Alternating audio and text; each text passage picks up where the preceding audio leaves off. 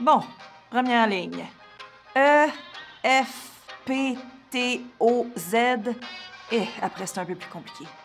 Peut-être que je souffre de brachymétropie ou d'astigmatisme. Ou de F-phelopsd. Ouais, passer ça, c'est vraiment trop petit.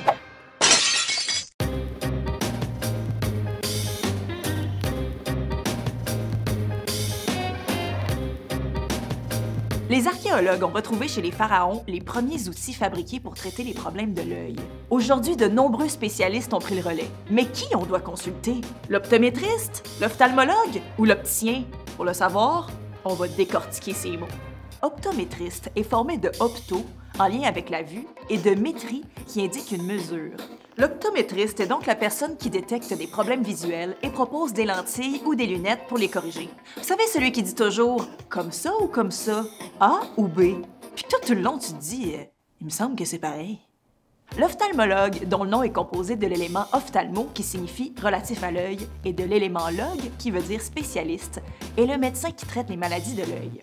Il peut aussi effectuer des interventions chirurgicales. C'est celui que tu préfères ne pas voir. En fait, oui, tu veux le voir, parce que ça veut dire que tu n'auras pas à le voir. Me suivez-vous? Moi, pas tant. L'opticien, dont le nom est formé de l'élément icien, qui signifie « qui s'occupe de », est la personne qui vend ou fabrique des lunettes ou des lentilles de contact. C'est le plus tendance des trois.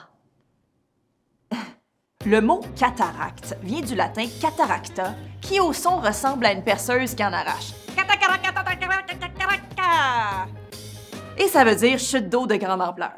Avec une cataracte, le cristallin devient opaque et la vision s'embrouille. Dans l'Antiquité, on comparait ça à voir à travers une chute d'eau. Ça veut donc dire que les cataractes de Shawinigan, c'est pas une équipe de hockey pour joueurs non-voyants. Leur nom vient des chutes de Shawinigan qui sont considérées comme des cataractes. Une autre maladie bien connue est le glaucome, une lésion progressive du nerf optique. Lorsque la maladie évolue, le champ visuel se rétrécit et une cécité peut se développer.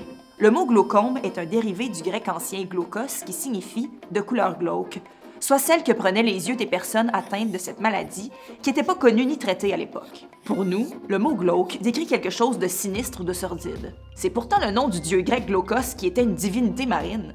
Le mot évoque une couleur entre le bleu et le vert. Donc si quelqu'un dit « J'adore tes yeux couleur glauque », ben c'est pas une insulte, mais bien un compliment. Sauf si t'as les yeux bruns. Et là, c'est une insulte.